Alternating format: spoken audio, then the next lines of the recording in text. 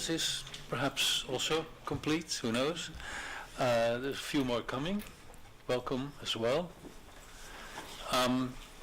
This session has been called RRI-in-the-Making, and there are good reasons to do so, and particularly Sally has been insisting on, and the Randles project more generally, on the point that RRI is not a given thing, not in terms of its final characterizations, and people can talk about that endlessly, but also not in terms of actual practices.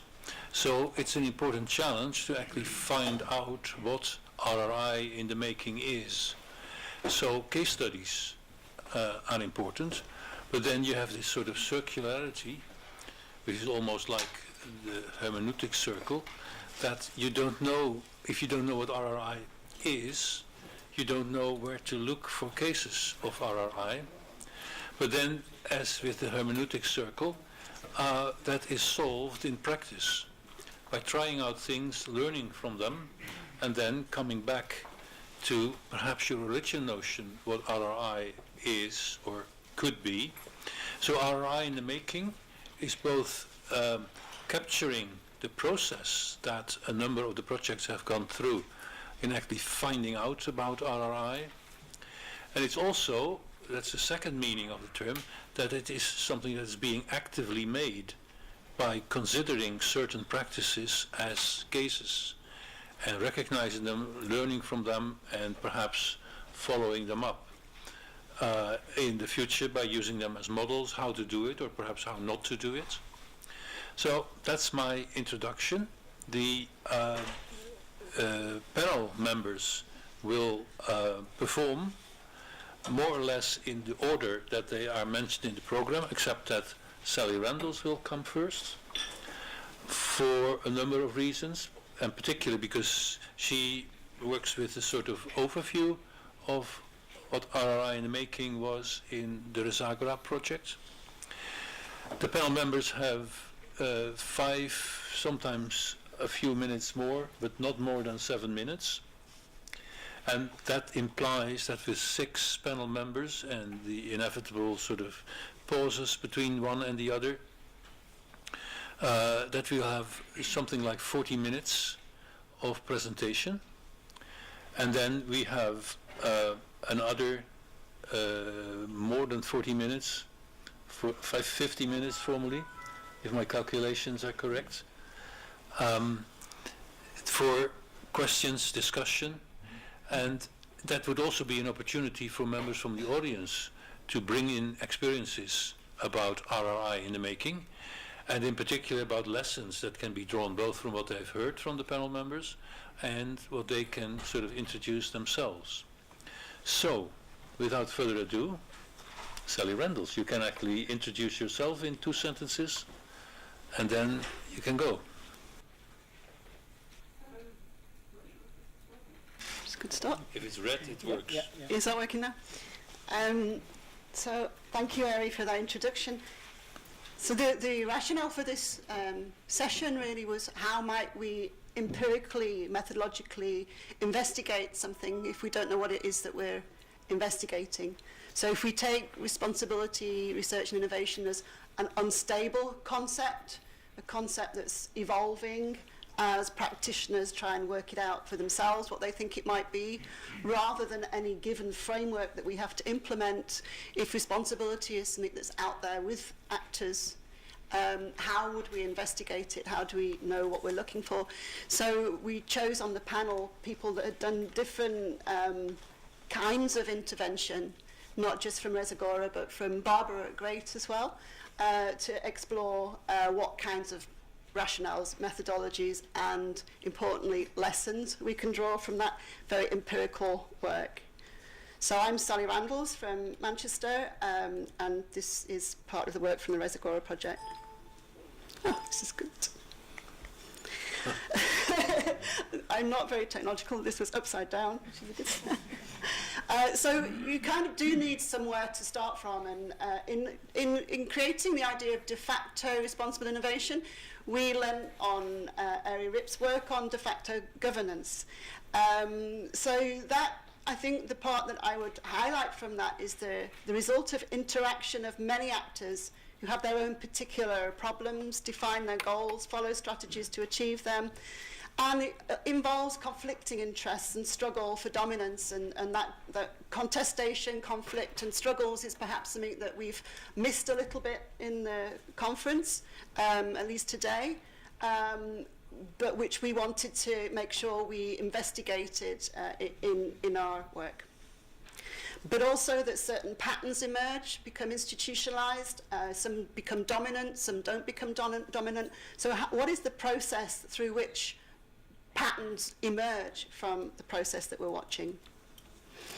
So de facto responsible innovation then was stepped forward from de facto governance or responsible innovation in the making. We put at the very beginning of the Randles project, and we understood it as a dual dynamic, that there are prior governance patterns out there, but there are new understandings that are interacting with those existing patterns, that there are distributed actors, but there's also strategic intentionality from certain actors to create something new, to create change, and that therefore de facto responsible innovation becomes a combination of the both. So what's out there versus what's new, and what's historically evolving compared to what's being proposed.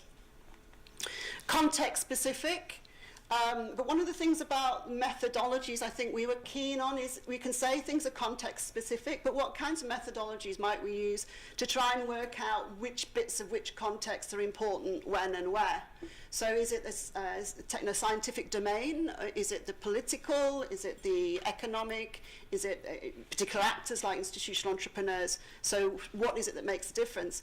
And so far, going beyond individual rich case studies to multiple case studies was our way of trying to triangulate and see what difference it makes to have different things happening in different contexts. And I think one of our main findings was that techno-scientific domains wasn't actually always the thing that made the difference in our case studies.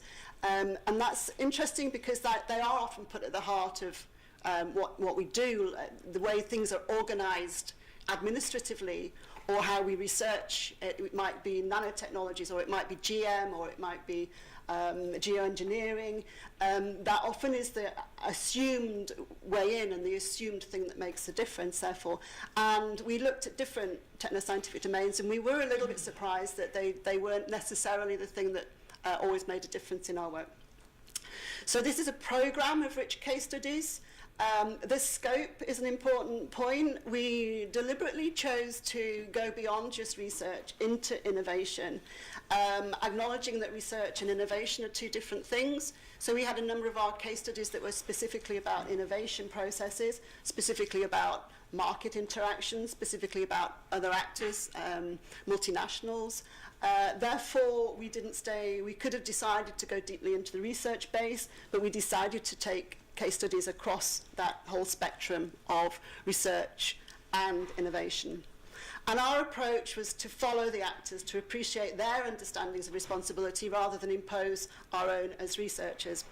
And we sought to create the outcomes, or understand the outcomes and lessons from each individual case. We lent very much on our research team that were represented from all the partners of Randles to interpret for us what their individual case told us. So we didn't impose from Manchester. We did a lot of listening to what people came back to us from. So quite a bottom-up approach. But it was, in a sense, steered in the first stage. So it was a three-stage approach. It was close to grounded theory in that we tried to learn, go back into the field, do another round of case studies, come back out, try and learn, go back into the field. We did that 3 times. But the starting point really was increasingly fine-tuning and fine-graining a research model, which was developed by the University of Twente and Bart Warhout, who may or may not be here. So originally it started off with just 3 different common things to look at: RI governance arrangements, the actors involved, and the practices that they were using to govern R&I. So that became our first steer, really. We intentionally in Resagora put a lot of our time into our empirical program. That's probably one of the defining characteristics of Resagora. And just on the case studies alone, we had 64 person months, which is a lot of time, a lot of resource. And we phased that over 3 periods, over an 18-month, 3 stages over an 18-month period. So stage 1, we called the pilots, happened in 8 cases between September and December 2013.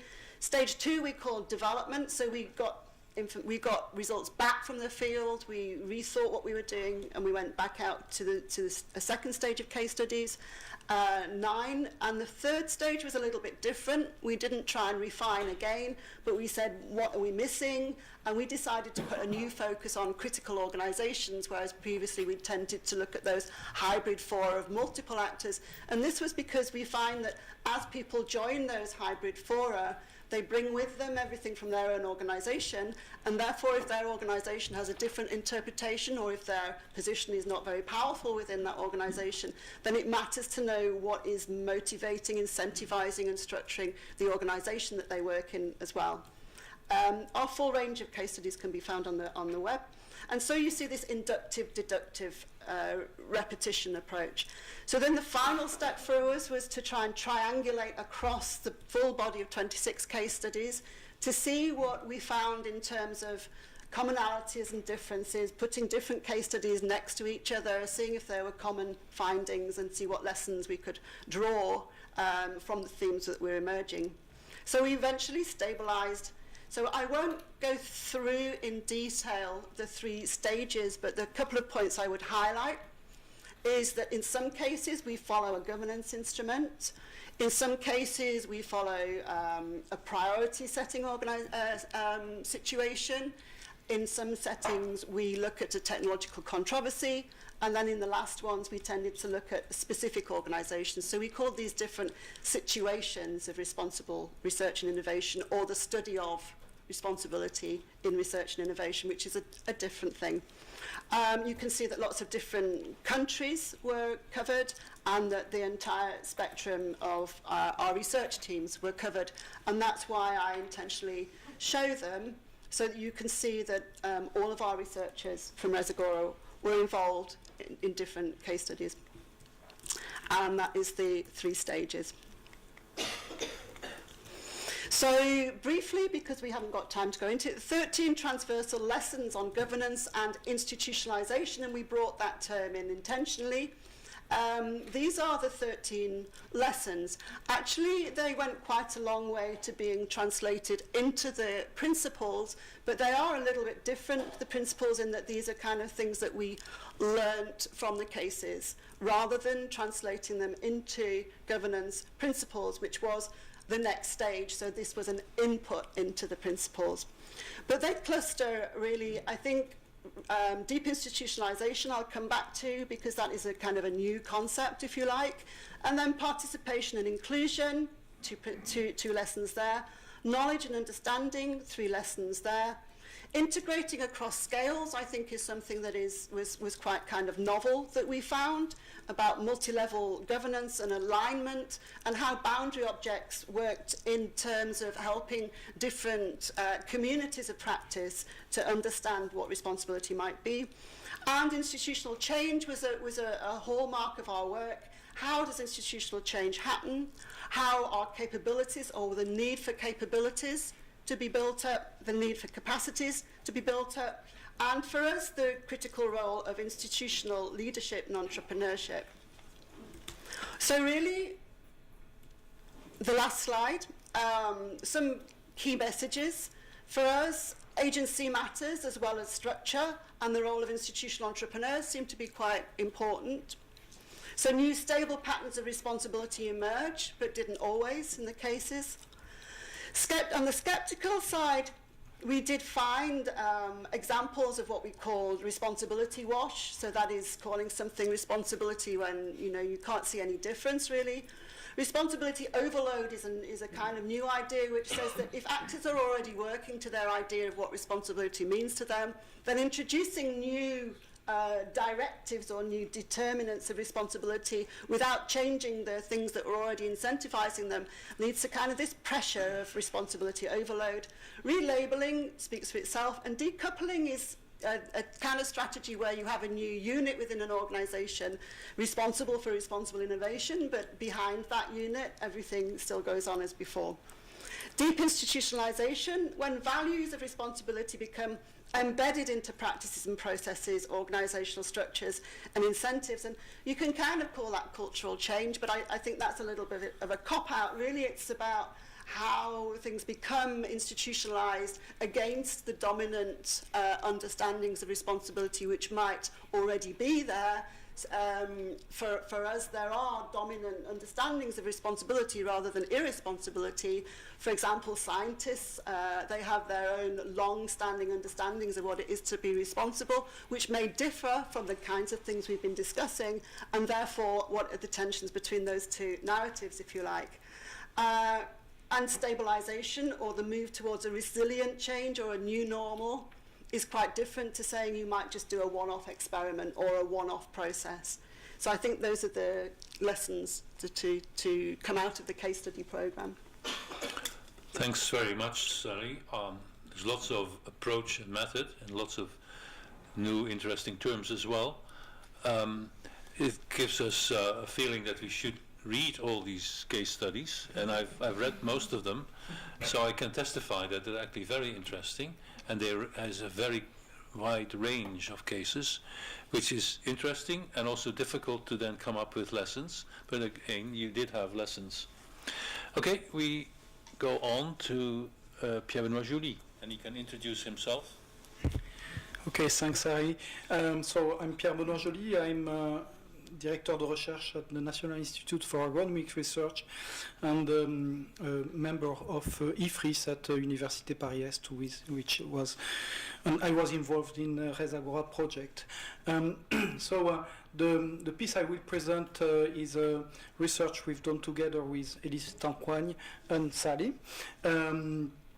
And the idea was to explore the genealogy and the dynamics of RRI using a systematic approach, which is a scientometrics and discourse analysis approach. So the questions we wanted to address were is it possible to situate the semantic landscape? Oh, actually, well, I have to tell you that I chose not to have slides in order to catch your attention and not to disturb you with words, figures, and so on and so forth, and to be brief. So there are some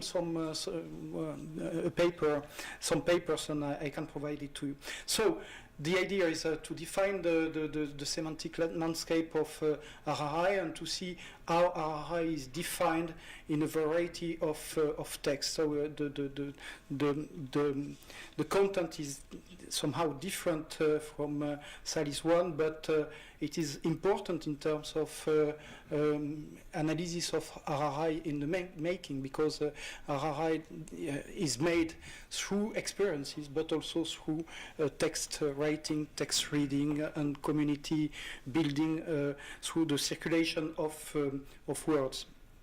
So our idea is that for understanding RRI in the making, we need to provide a shared understanding, a shared knowledge of the roots of RRI, and that this can be made thanks to the systematic computation of digital traces. So, well, no interest to enter into the technical details, but I can provide some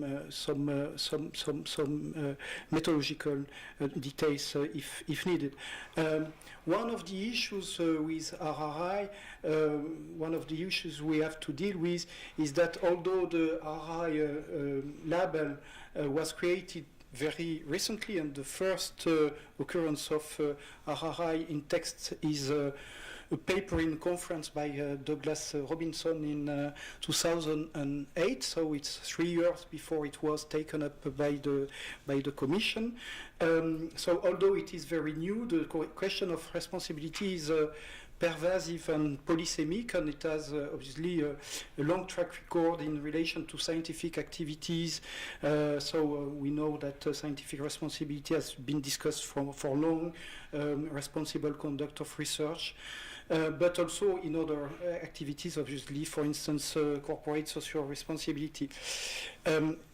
One of the key questions then is how RRI relates to these longer traditions of research responsibility, and how differences it eventually makes.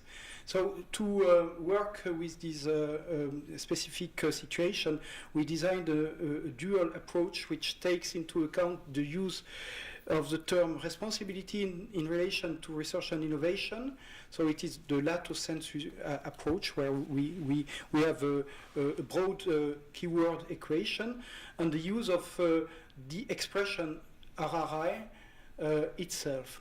With the former approach, we showed that the use of responsibility has formed different streams related to different concerns and to different communities or institutions. So the first stream is relates to ethics and deontology. So you have responsible conduct of research, research integrity, misconduct, misbehavior, and it has been institutionalized in the 70s after the Belmont report. The second stream relates to risk governance, so risk analysis, risk perception, risk management, and the institutionalization is also in the 60s or 70s. And the third stream is technology assessment, governance of emerging technologies, and RRI is very much related in the semantic networks to this third stream.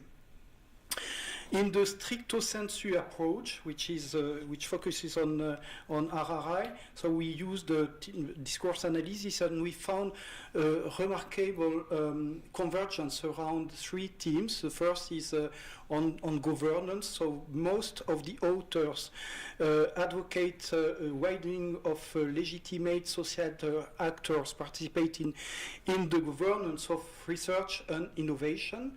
The second dimension is about objectives. Most of the authors find that it is important to have a focus on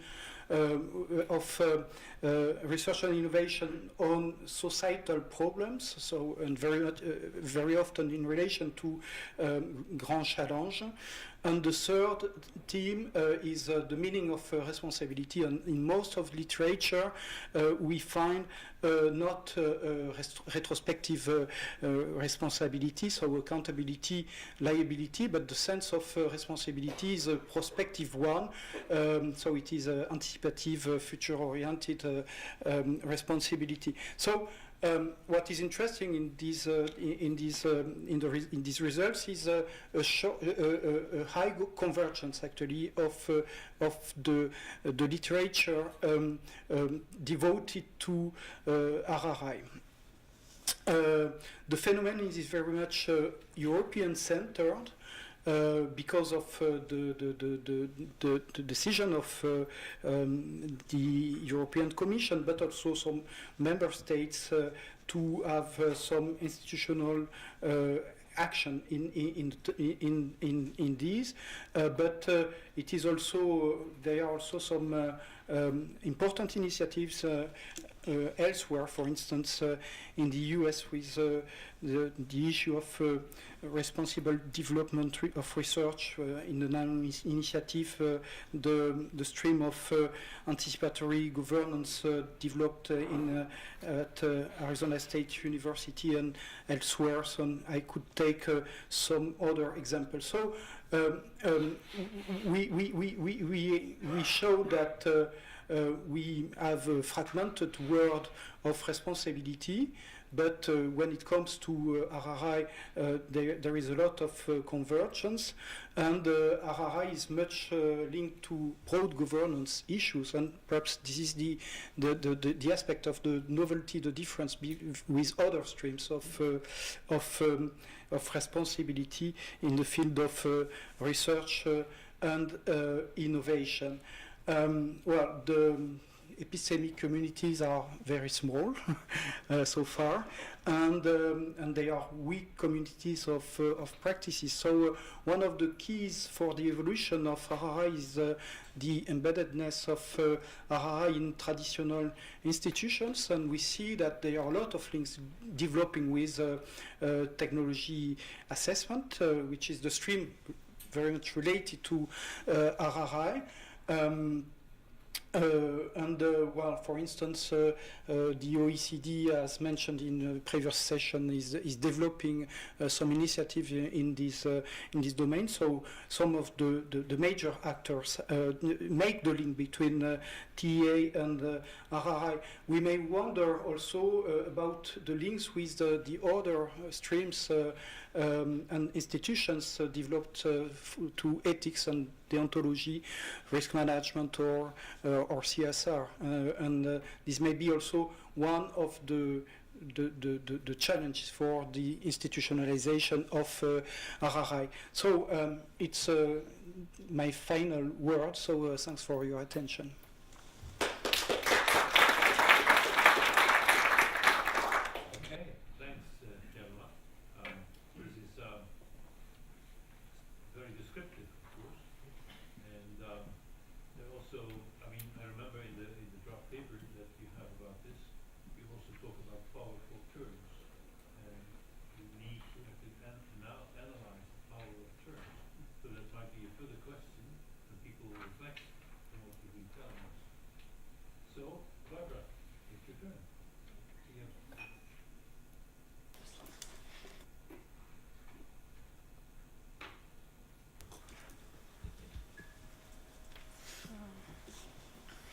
Okay, thanks very much for giving me the opportunity to present some selected findings of the work we have done in GREAT. And GREAT actually stands for Governance of Responsible Innovation. And we have combined a number of different methods to understand RRI in the making with regard to information and communication technologies, or ICT. We have studied a certain EU funding scheme called the SIP ICT PSP, and this acronym stands for Competitiveness and Innovation Framework Program, and in particular the policy support program focusing on ICT. Under this EU or EC funding program, more than 200 projects got funded that tackled many so-called societal challenges, such as the protection of the environment or the provision of healthcare by help of new ICT. This large pool of projects comprised more than 2,400 distinct participating organizations, and these very heterogeneous actors, such as universities, small and medium enterprises, government organizations, and non-governmental organizations. These various heterogeneous actors I've symbolized in the slide here with these different colors that you can see in the Circle Project Consortium. Also, the projects, so the projects that you see here symbolized with the gray circle, all around the different dots and arrows and so on in there. So these projects are characterized by cultural complexity.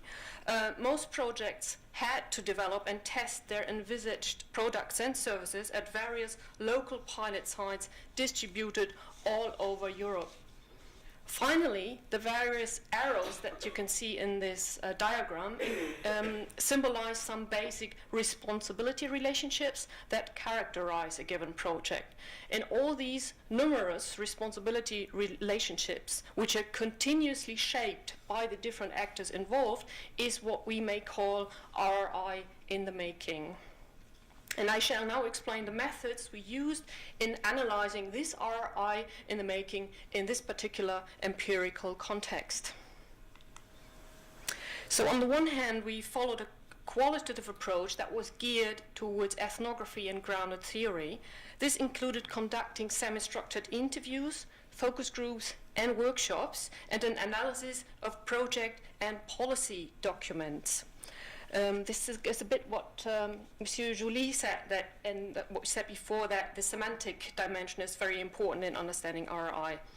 On the other hand, our colleagues Petra Aweiler, Nigel Gilbert, Andreas Pieker, Benjamin Schrempf, Michel Schipperold and Harold Paredes-Frigolet followed a quantitative approach, and this included a survey among project coordinators as well as the development of a simulation model. And we are still in the process, although we are nearly at the end of the great project, we are still in the process of producing cross-cutting findings from the actual integration of our quantitative and qualitative approaches. And therefore, I will now, in the remainder of my presentation, focus only on the first part that you can see on the slide, which is the selected findings from the qualitative approach. We sought to find out what kind of governance approaches prevail in the projects studied. And our document analysis shows that the ideal of responsible governance is hardly achieved. That is, we hardly found any indications in project documents, such as deliverables, that the project participants followed a radical co-constructionist approach. A radical co-constructionist approach would imply a strong engagement with multiple external stakeholders who would be allowed to fundamentally change the course of the project if that's necessary. Interestingly, this tendency towards a rather modest governance approach that we observed empirically also shows in a similar wording in the policy documents we analyzed at the program level. So we analyzed both project and program documents. This program level, what I mean by this is the original calls or the work programs of the European Commission to which the projects had to respond in the first place. So this striking resemblance in the discourses at project and program level leads to two important points.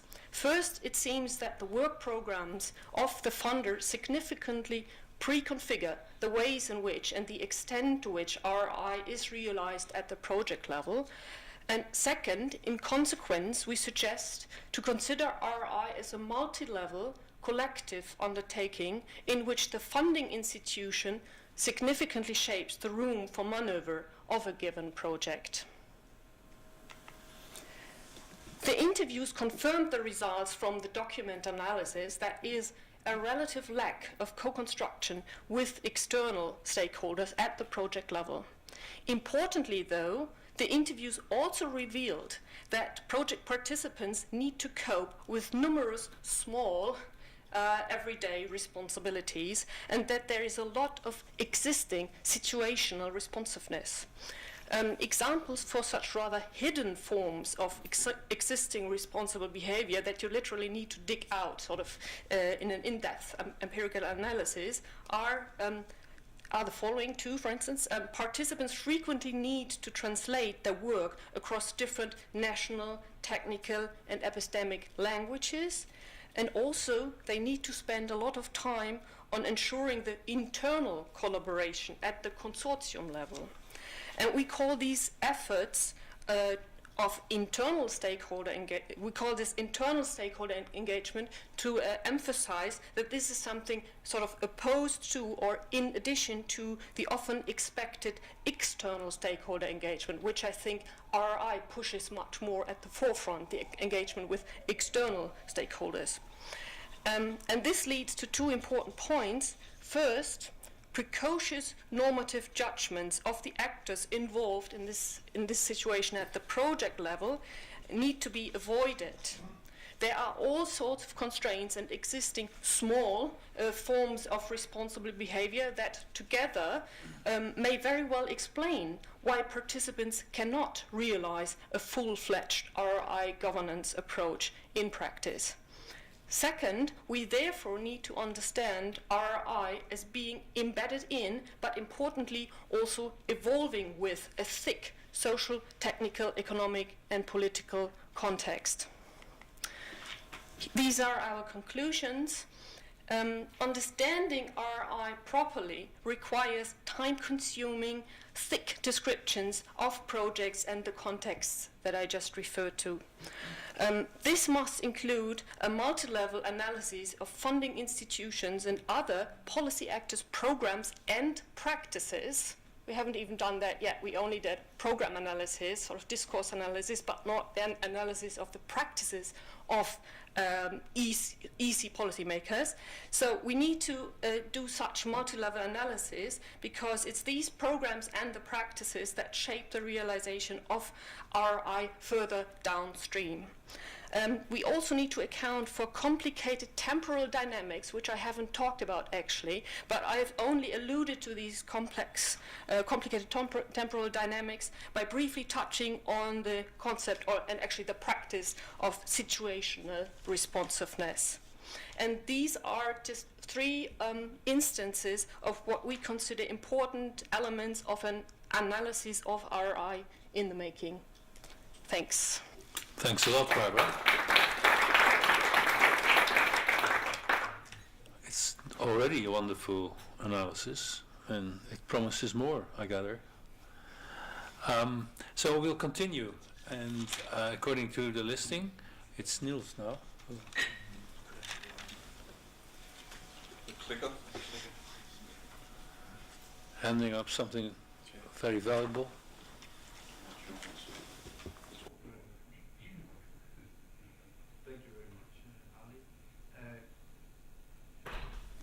Turn this one on.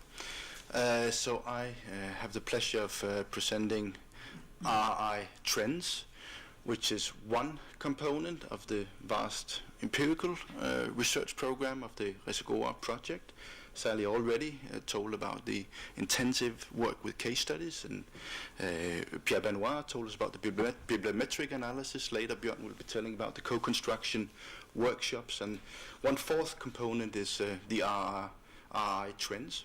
And I should say straight away that this is work which has been led by Arie, who is presenting at one of the other sessions, and which has actually been performed by a network of national correspondents across 16 European countries, some of which are here today, which is very nice.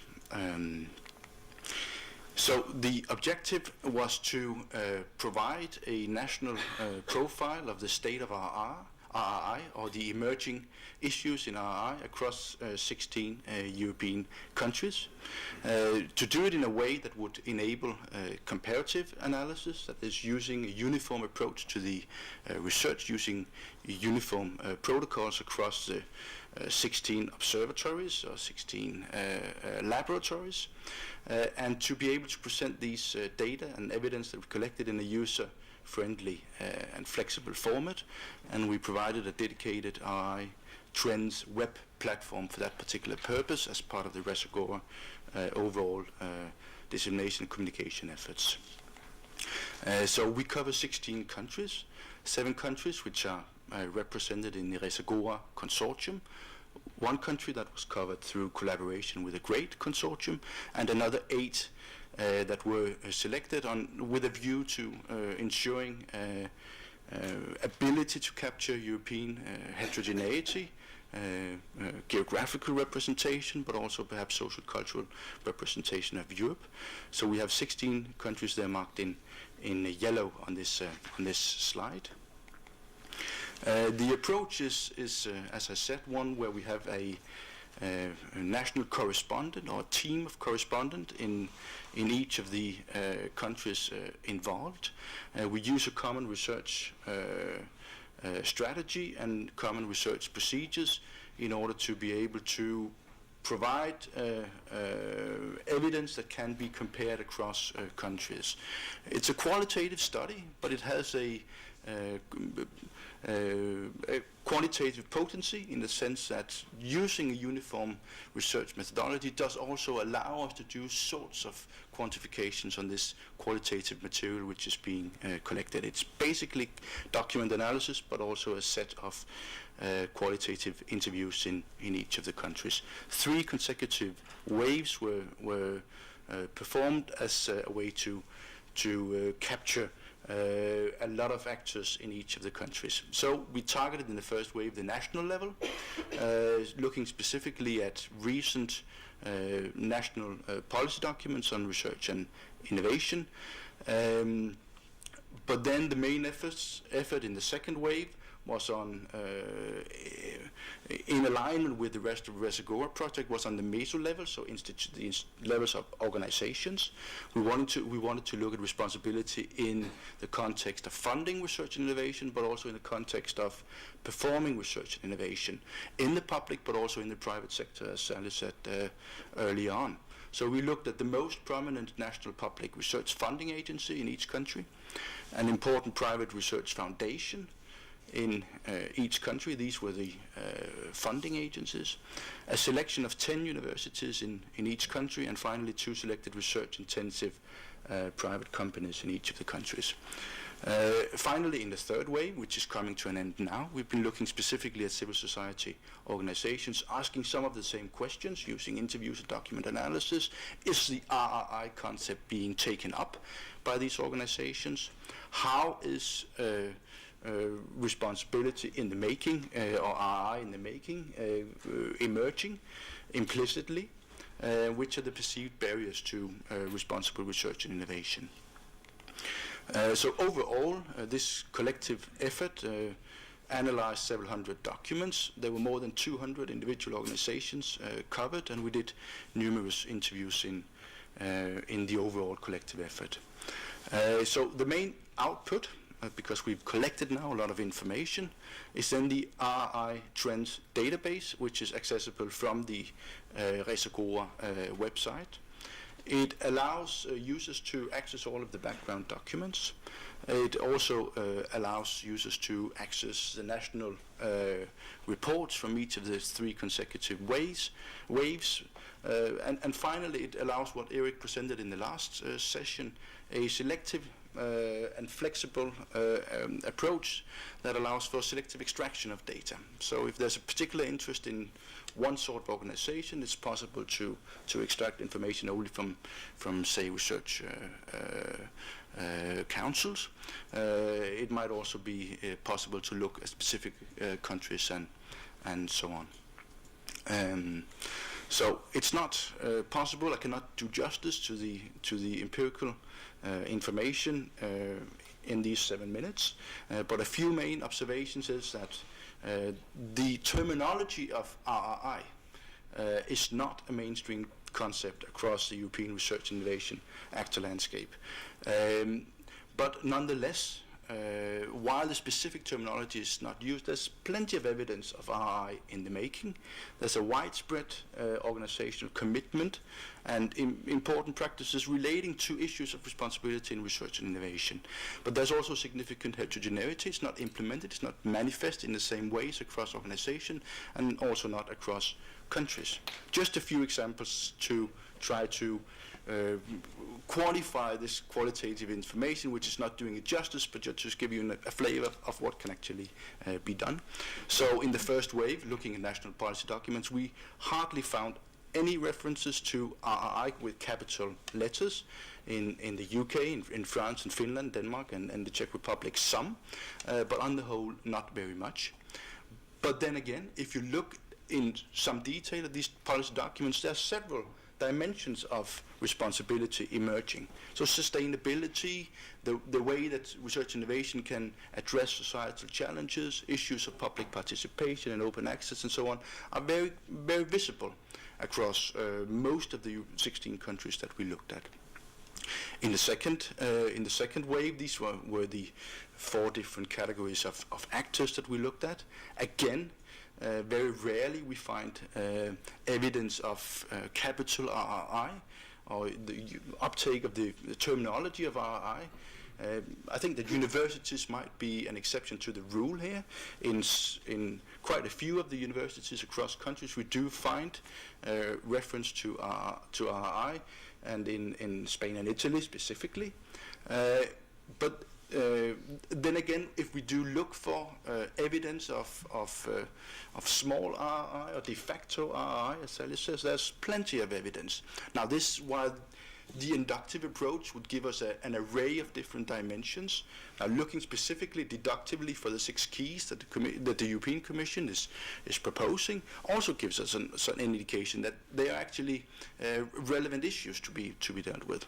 We do find across the different organizations evidence of engagement, That is in universities, in research councils, with private research foundations, and also with private companies. But look at open access, for example, which is clearly an important issue with universities, but not so much with private companies. So the conclusion, very briefly and non-exhaustive, there are issues related to responsibility in research and innovation that are clearly salient across the 16 European countries and across organizations. Maybe a capital RRI agenda is emerging. We're not sure. There's a bit of evidence, but there's clearly not a single or a simple trend or model of what that might look like across Europe. So, thank you. Thanks very much, Niels. Again, it's wonderful stuff, and particularly if you then compare and contrast it with what Pierre-Benoit just presented, we can sort of philosophize about that. While in the meantime, I think we should continue and ask Gary to present himself briefly and then present the presentation. Hi, I'm Gary Randall from the Stroke Association. So I should say at the start, thanks to Sally for the invitation. I'm something of an outsider in this company because I'm one of those scientific and technical types that you have to convince to be responsible. But I'm on your side, which is why I'm here. So this is let's go back. A very brief case study of some points about the culture and change in the Stroke Association. So I'll assume you get one slide of what stroke is and what we do, so just to give you some context. So stroke is the equivalent of your brain having a heart attack. Basically, it's caused by a blockage or a bleed. It's almost always bad news. It's the largest cause of adult disability in the world, the second largest cause of death, and it's usually underfunded. So we exist to change that picture, really. So the Stroke Association looks like this. It's lots of parallel activities, some overlapping. I'm not going to talk about the vast majority of those. I'm just going to say something about what we do in the Research Directorate. Okay. So why change? I'm here because there has been a significant change within the charity over the past few years.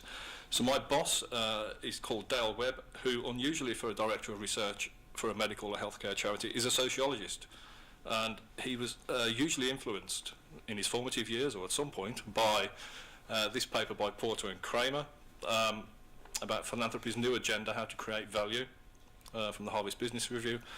So this is a critique of the behaviour of charities and how they should be more responsible effectively. So it sort of looks like this in overview. So the argument is charities are strongly favoured by tax preferences given by the state. So there's a moral case to expect them to have a social impact that's disproportionate to their spending. So they should not just be a passive channel for distributing money. So common problems you find in the charity sector are that charities will distribute their funding too broadly, it's not targeted. They will overlook the value of closer and longer working relationships with those who they give money to, and too little attention to the ultimate results of their work. So the suggestion is that charities should think systematically about how they create value and how to deploy that in an overarching strategy. The take-home line is that the idea is to see an evolution of philanthropy from private acts of conscience, private acts of giving, into a more sort of professional, forward-looking and rigorous field. So that's the culture. This influenced Dale to implement a set of changes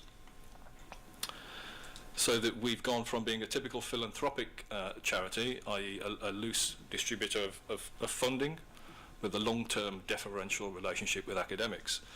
So for instance, we used to give a professor at Nottingham £100,000 every year, and we did it for about 5 years, and we're not sure why, but it stopped. So there's this kind of loose activity that happened historically. The charity, I should say in context, that we spend about €5 million a year in the UK funding academic studies on stroke, but we also participate at the European level, so we have a responsibility for good governance to of the funding that we do, but we're also a receiver of governance from the Commission. So we needed to up our game, basically. And some of the, a few examples of the change are that we now have a much sort of, what's the word? A more rigorous mindset with relation to the relationships we have with people internally and externally, and I'll show a little diagram on the next page to sort of to convince you of that, I hope. But the big issue about responsibility for us is that we should be seen to have ongoing and increasing relationship with stroke survivors and their carers, such that they influence what we do. So they're our end users, and it needs to be meaningful and inclusive activity. So just on a purely practical level, we now have a lot more people involved in the Directorate with new roles, a whole knowledge and information team, an evaluation manager, so that we make sure that what we're doing is effective, a research communication manager to tell people about what we do in a responsible way, and we are in the process of recruiting a user engagement manager, again to really push home that point about being responsible. Okay, let's go. This will be quick. So this is the embedding. I'll try to talk quickly about this. The embedding of research at the centre of the organisation. So in order to raise funds, you need to target the appeal to particular bits of research. In order to campaign politically, then research has to have some input to that. And also all the external messaging that comes out should be filtered by research. This is part of the organisation of a whole being more responsible. So one of the simple ways we did that was just to increase the brain power in the department. So we went from having 1 PhD to 5 PhDs now, who sit at the centre, effectively, of the messaging of the whole organisation. So that's the internal partnerships. Externally, I'll say a little bit about the user groups. I don't have time to say much about the rest, really, other than we have major collaborations with other external charities, the British Heart Foundation and the Medical Research Council, such that we have £1 million grants to give away now. So, and that is a significant change to what used to happen before. There's obviously synergistic benefits from working with other charities. So the public's money is spent more wisely as a result. Just in terms of user involvement, I don't have time to go through a great deal of this, but we're now, users do have an influence on everything that we do, pretty much. In the open research calls, they're asked for what topics are meaningful to them, which projects within those topics. We conduct large surveys on priority setting, so what is the unmet need for the stroke survivor and their carer, and we will then have a themed call on that. They help to select the lecturers we fund, and they have influence on everything that we put out in terms of dissemination, so our knowledge has to be understandable by them. And lastly, at the bottom where I come in, I work on lots of rehabilitation technologies funded by Europe, and you have to have users at the heart of that in terms of to make sure that the requirements that you think you're fulfilling are meaningful to them, and obviously they will evaluate the technology. So we can talk about this with Barbara later. So some engagement with external people does happen, but perhaps not as rigorously as it should in lots of sectors of Commission funding. Okay, finally, we were never aware that we did RRI, and we were never aware that we did institutional entrepreneurship either, until Sally introduced me to this term recently. So there is a network of other stroke support organisations across Europe that we, from the bottom up, are trying to professionalise, if you like. So these organisations vary from 1 or 2 people up to 30, 40, 50 people, compared to us being 700 people. So we give to this network, a presidency, some secretariat support, fundraising and research management. So this is a moral activity, if you like, in order to be seen to be, it's just something that we do for the better good, if you like. If you think that's a responsible way of acting, then that's probably true. Okay, that's been a very quick run through of things I have time to say. So the take-home message is lots of change, and for good reasons, we think.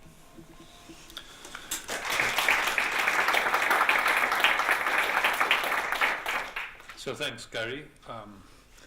Interesting that you were like Monsieur Jourdan in Molière's play, suddenly discovering he'd been talking prose all his life. Final, let's say last, not final, presentation by Bjørn. Please introduce yourself and then the presentation.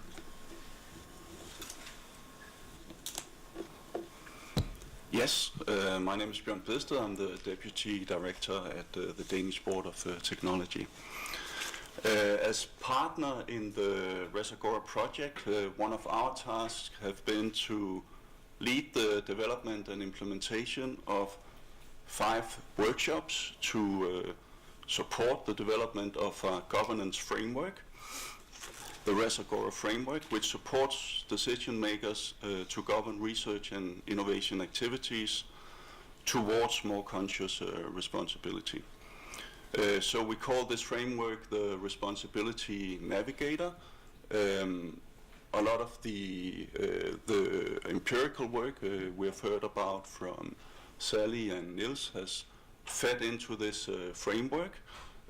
Another feedback process to the construction of the framework has been the co-construction workshops, as we call them. So 80 stakeholders from different fields participated in these workshops. Should change. 80 workshops that were designed to test the usefulness of a preliminary version of the RRI governance framework and to identify ways to improve it. So the consortium wanted the governance framework to provide guidance without normatively steering research and innovation in a certain direction or prescribing certain actions that stakeholders can take in order to proceed more responsibly. So that's a difficult task and balance act in its own right, and also a great challenge when seeking to engage stakeholders with no or little previous knowledge about RRI in a discussion about the framework. So to paraphrase what you said at the beginning, Arie, when you feel that you cannot and do not want to tell people exactly what RRI is, how can you then give them advice about how to govern it? But all in all, I think we managed to construct in the consortium a workshop procedure for discussing what was and still is a somewhat abstract governance framework, but we managed to discuss and improve that with a wide variety of stakeholders working in very diverse fields such as shale gas extraction, GMOs, research funding, and research performance. So the workshop procedure is what we call the co-construction method. It was developed and applied for the co-construction of the RRI governance framework, the responsibility navigator, and for the internal use of the consortium. But in the process, it became clear to us that it could also be useful after the end of the project as a method that R&I decision makers can make use of when seeking to identify and implement RRI measures and procedures. The Responsibility Navigator is the RRI governance framework designed by Randles, and the co-construction method facilitates the practical use of the navigator in collaboration with other stakeholders, for example, for the design of a new research agenda or revising an existing one. So we are in the process of completing an online manual with step-by-step instruction for how to perform and carry out such a workshop. But here comes a short introduction. The first thing to do is to identify the relevant participants, up to 20 or so, and here of course it's important that they come from a diverse background and that they can also challenge the positions and practices of the organization initiating the workshop. The workshop itself is divided into 4 steps. In the first phase, participants are first given a short introduction to the concepts and different understandings of RRI, and then they identify challenges, conflicts and barriers to the practice of RRI according to their own experiences. Then they select the most important ones that they want to address in the rest of the workshop. In the second phase, the responsibility navigator is presented. You have seen it before, I think. So the navigator is a set of 10 principles and requirements for responsibility-related governance organized in 3 clusters. I'm not going to go through it here. But the principles and requirements are briefly explained, and examples drawn from the empirical work in Randles are given for some or all of them.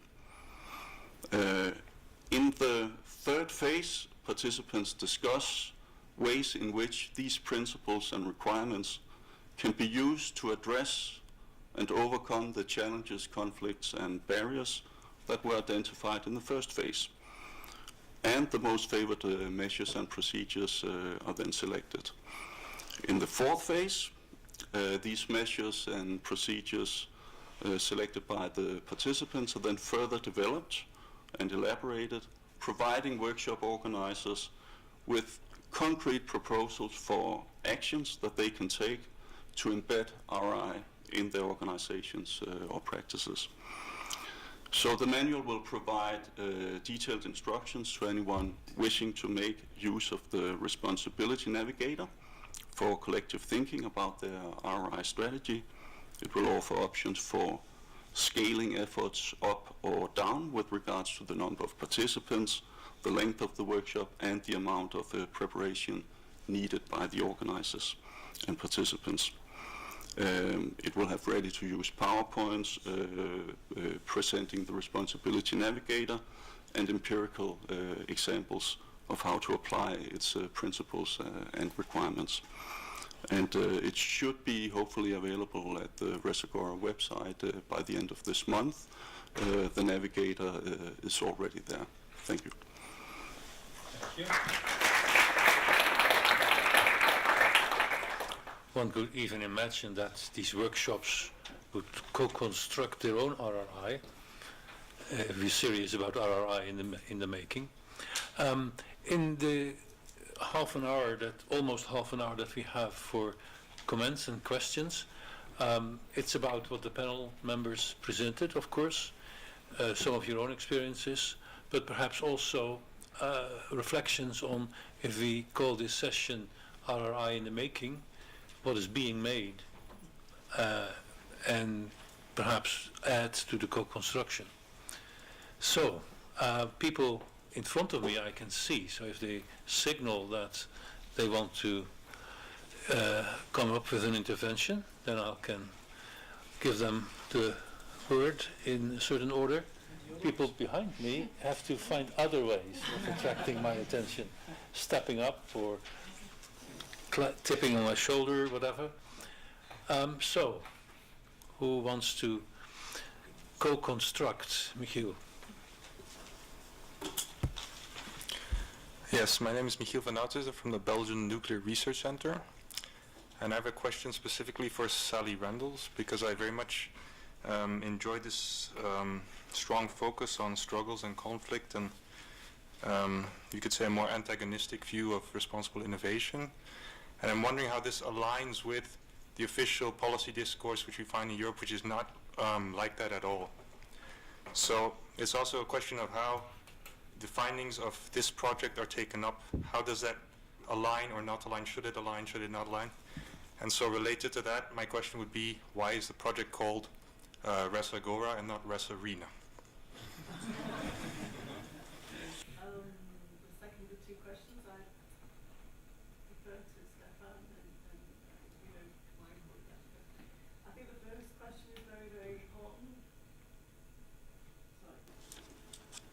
not We working. still heard her? Is that okay? So the second question, I'll defer to Stefan. The first one, I think for us, understanding contestation is absolutely fundamental, because many of the issues that responsibility in research and innovation are trying to address are full of tensions about what to be responsible about, normative tensions. Our fracking case in particular was a really important way of showing the characterization of the polemics of the different sides of the fracking debate, and we did that on purpose. But I think the fracking case study also shows that you get different outcomes, first of all with different political economy contexts, and that there are ways of doing things that don't try to smooth out contestation, but there are, and this surprised me, I wasn't expecting it. I thought our finding was going to be there's contestation, you know, that we're not trying to smooth that away. And I mean, we tend to think that attempts to smooth it away are smoothing away a reality. But that there are, the Austrian case showed that different ways of doing things with different kinds of actors led to different outcomes. So you had the same governance instrument in both the UK and Austria. You had the same technology, essentially. You had the same issues. You had the same kinds of opposition, but very different outcomes. And I think that's really important.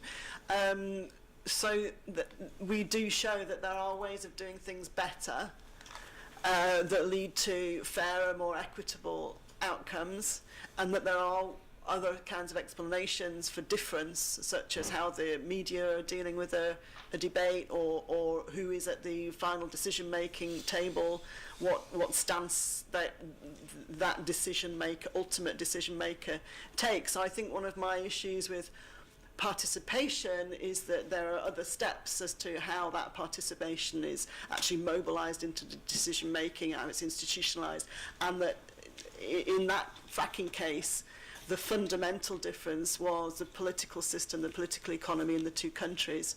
So different things do make a difference. So we were trying to get the richness of that. So we are quite different to the Commission's point of view.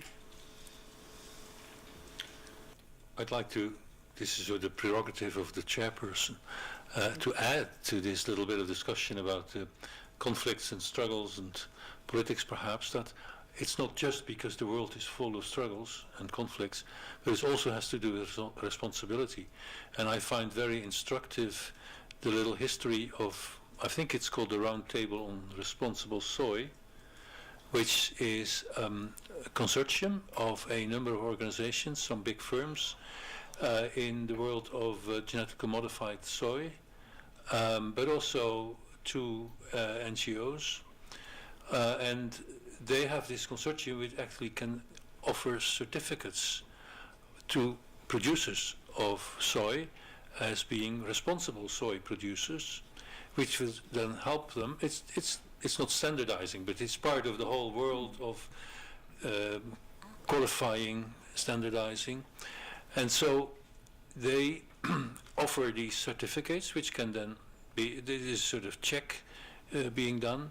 And now a number of other NGOs have not only starting to protest against it as a sort of responsibility wash, to use your term, but also writing to, for example, supermarket chains to not accept this certificate because it was responsibility washing.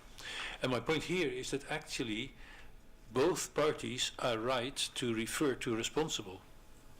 So responsible is actually a term which allows conflicts to come up because it's filled in differently.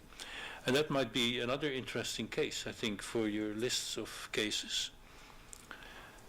This is adding to the discussion, but I'm looking around whether there are other people who want to contribute about this or other topics.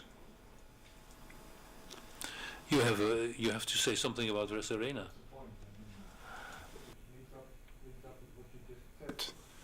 Responsibility helps the notion as such already, and the claim of being responsible or not of immediately also asks actors to take a standpoint, and that leads to negotiation and contestation. That's the reason we asked for why we call the project like that. You can call it Raise Agora, Raise Arena, Raise Space, Raise Forum. I don't know, but there are many notions. The point is that we had in mind that there is, with respect to responsibility and related claims, contestation, deliberation, negotiation. I wanted to capture this situation where this can happen and understand to which degree one can help with certain orientations to make that negotiation fluid and creative and productive. That was the idea. Whether in the end to call it that way or that way is another issue. I mean, arena is a notion that's very much captured by political scientists, for instance, and that was, we didn't want to embark on that 100%. That's one reason. There's no final answer to that question. But the key thing is that the space in the middle where negotiation, deliberation, and contestation can take place in an organized manner, that was central here.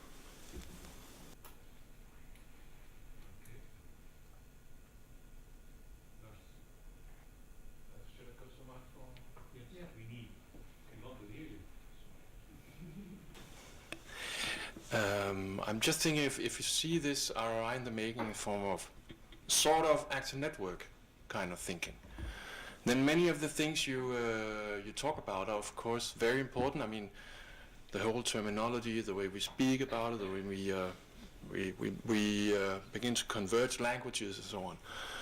But then, and my question was triggered by your answer, by your question, because if we see the Commission's approach to this, the keys, for example, these keys to me are not only keys, they're also an attempt to gather people around this actor network. I mean, if we kick away the gender people, if we kick away the ethics people, and you can just continue, and we say that we have RRI here and we want to develop that, but you're not in.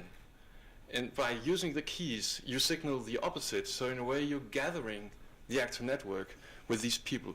Isn't it relevant to think of them like that? A way of kind of getting the sheep into the fold and better being in, pissing out than out pissing in, or these kind of thinking in a more. I mean, we're trying to make a network, a group, development, and get momentum. Isn't it? Can't it be seen like that? That's my question. Pierre-Benoit? Well, it reminds me some discussions a few years before, long ago, perhaps Lars.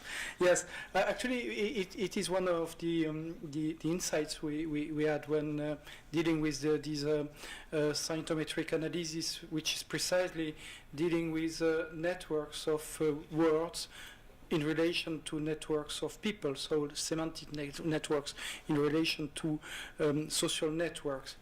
And I fully follow the point on the keys and the way you can make some relations with the mobilization of the words.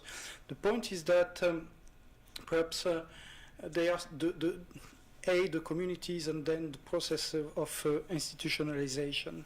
And I guess that it is important and it is not really catched into the actor network theory. So you have to look at how discourse creates some communities, and communities is not just a network, it's also some competencies, and we discussed that before, but also the institutionalization process, which makes that something becomes natural. It's evident to do this like this, and it is about norms and so on.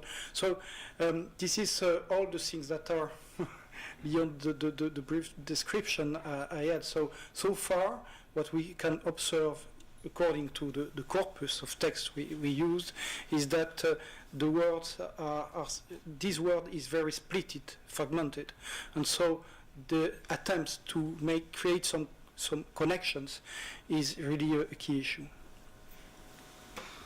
I'd like to add a little bit to that because of my experience in Brussels. my experience in Brussels with the RRI and SWAF's expert advisory group. In a minute, so I'll just finish this little thing. Because the way you described the attempts to extend and make stronger the actor network by linking up with gender, with ethics, with science education as well, might have been the attention of some people. I have my doubts there, but what actually happens over the last 2 years is that people from gender and from science education and from ethics were actually trying to pick up bits and pieces of the RRI funding and RRI openings in order to become stronger themselves.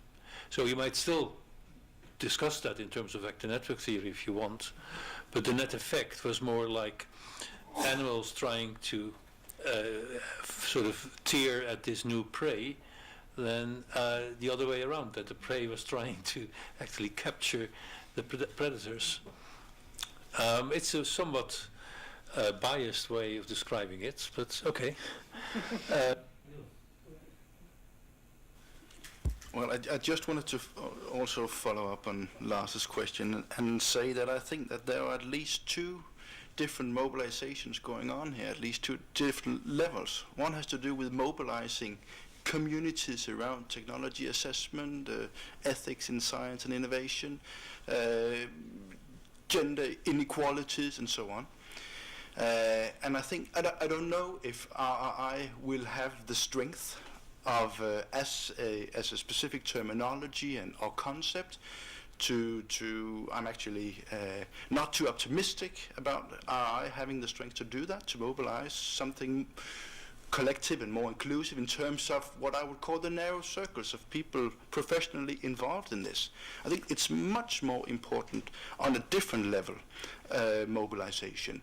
The fact that inclusion as one of the main pillars, whether it's the keys or whether it's the way that we have been talking about public engagement with science and technologies for decades, still is a huge challenge.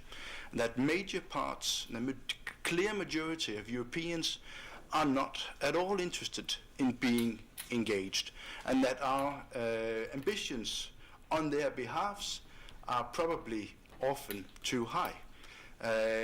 Should it be okay to say that I don't mind leaving decisions about controversial technologies to leaving the contentious issues to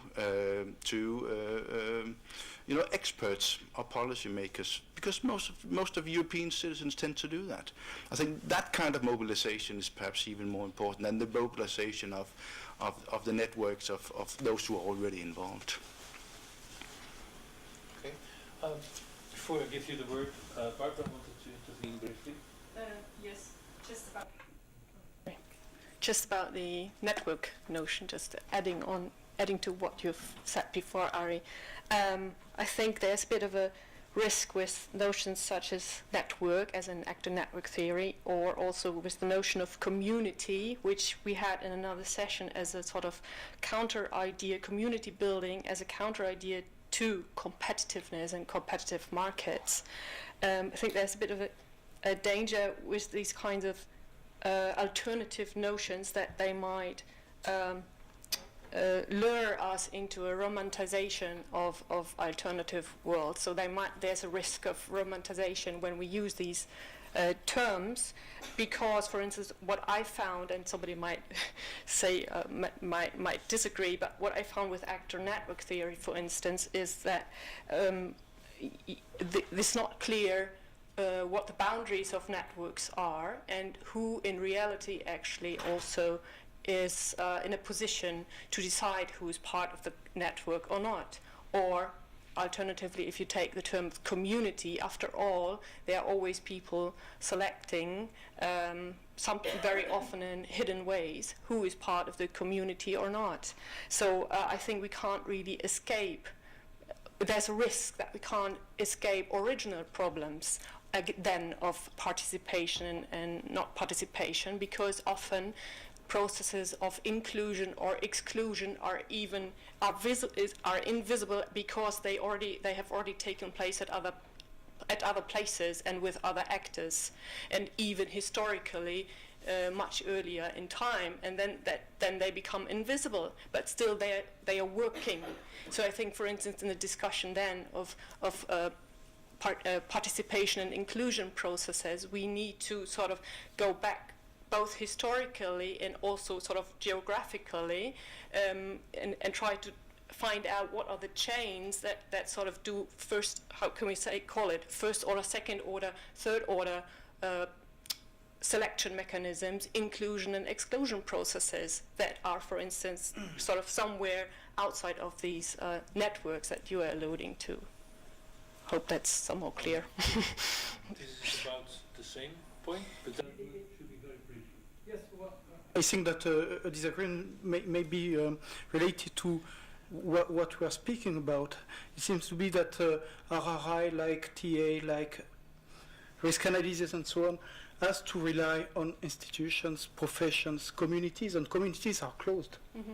It's not, nobody belongs to the community, but then the process which are supported by these communities may be open, inclusive. This is the point. Mm-hmm. okay. maybe this part of the discussion will come back, but for the moment, it's your turn. Just a very quick point because I have to depart, but it comes back more to Lars's point than to Barbara's around the keys, and quite clearly the Commission posited, if you like, these 6 keys initially around which we've framed much of our discussion and our debate, and which anchors our thinking on a number of issues around ethics and responsibility. But just to for people to note that with regard to the guidelines that are being produced within the GREAT project, and with regard to the process that has gone into developing those guidelines and the consultation process, we are actually giving specific mention to the environment as a key, which arguably was inappropriately omitted from, if you like, the broader framework within which we work. And this was powerfully came through to me this morning, for instance, when the lady from the Philippines was talking about the implications of climate change for them, and this is certainly true for many other nations. Now, this is not in any way to detract from the importance of the different keys, but it's actually to give it a status in the environment, a status that is enjoyed by some of the other keys, and really arguing that it should not be subsumed within some kind of general notion around ethics, but it will be there separated out within the GREAT guidelines. Okay, thanks. Sure, Sal. So just to follow up on that point, I think it's worth knowing the history that the Scientometrics points out, that the 6 keys are in the literature in 2002 in the Science and Society and FP6 and FP7 programs. And so why those 6 keys, which keys and why those keys, is fundamental to understanding, I think, the Commission's strategy of maintaining and sustaining the Science and Society programme against attack from elsewhere, because exactly those 6 keys, in almost exactly the same words, were found by Elise in an expert's paper in 2002. So the reason it hasn't been some strategic thought about which 6 keys, it is a historical legacy, and it also a political act to maintain the same communities and the same kind of fields that were already existing. So it's a kind of a sustaining strategy. I think that's important to knowing where they came from, just as a bit of knowledge. Okay.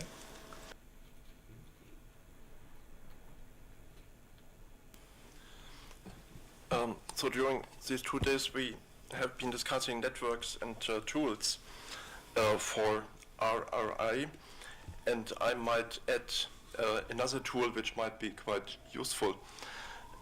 So we thought how to produce evidence and how to communicate evidence, especially evidence which is acceptable for a broad range of stakeholders. And in the beginning of our GRACE project, started 3.5 years ago, we found out that there is already a methodology, at least in medical science and also for 2 or 3 years also in environmental sciences, the so-called evidence synthesis, which you can perform in 2 ways, as a systematic review or as an evidence map. And it is a quite clear, fixed, and developed methodology. So you have to follow different steps, including stakeholders at 2 main steps. And I think one main reason why we decided to use it is to avoid bias and to increase the acceptance of that evidence. So in the frame of GRACE, we developed online tools which are available now, so they can be used for free. All other tools you have to pay for. And so just to make a short advertisement, we are organizing a training workshop on these tools in April this year in Berlin. So if you are interested to get more information, you can contact me. And Ralph also suggested to put it into a kind of a toolbox for RRI. I think it will be very useful and a very useful tool. I have a question. I have myself a question for Niels in particular, but it's a general question. If you take both the findings of the bibliometric analysis and the findings of the country studies, there are sort of different trends there, which in my interpretation of what's happening in the bibliometric studies, you can see fragmentation. That was what Pierre-Benoit repeated again. But you see quite strong convergence in the dedicated scholarly literature around RRI in the strict sense.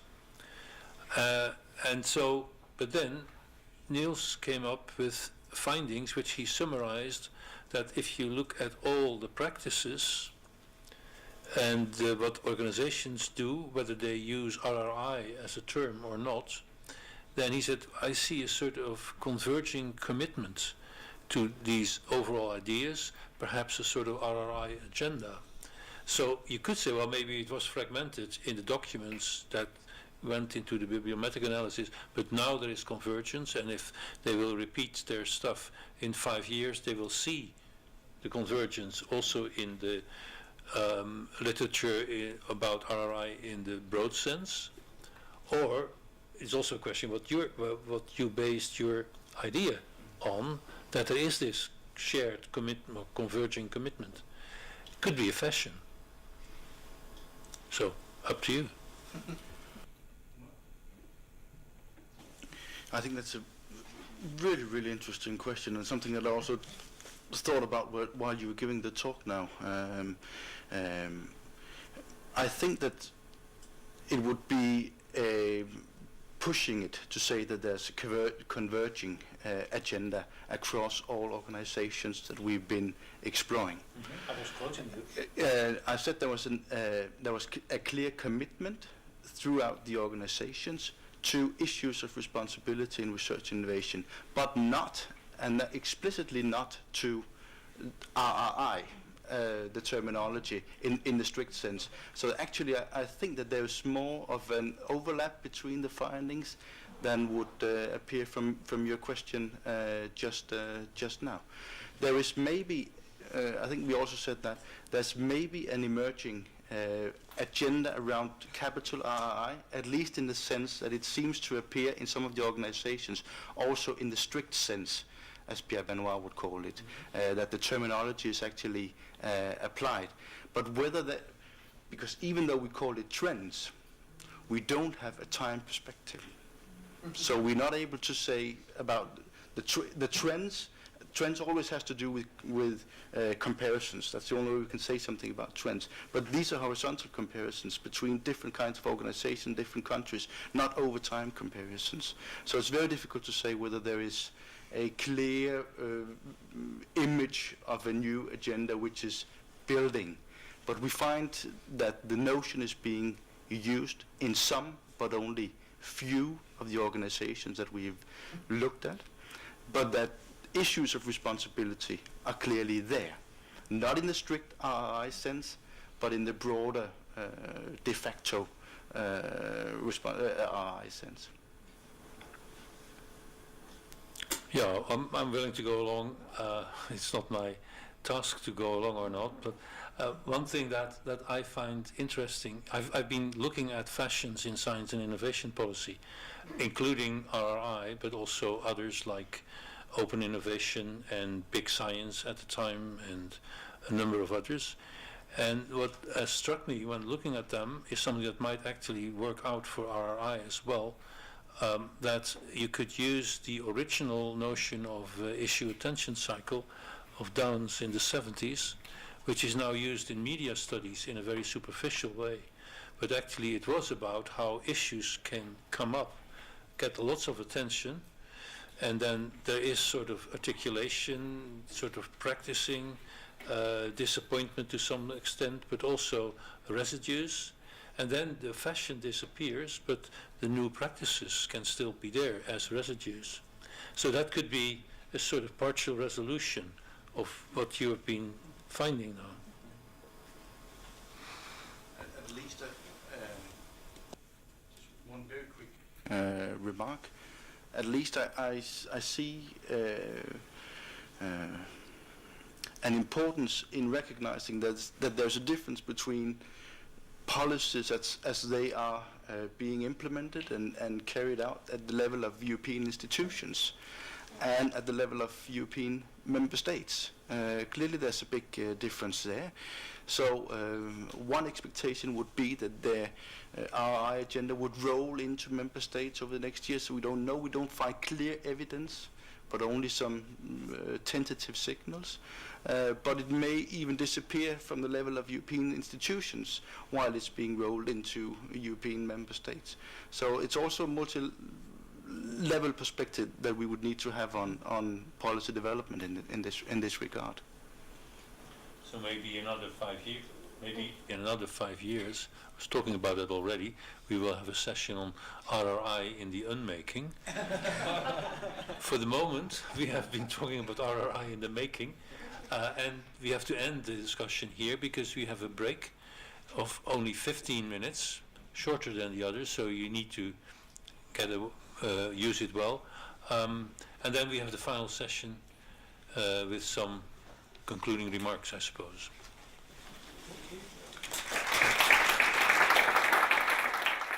Thank you.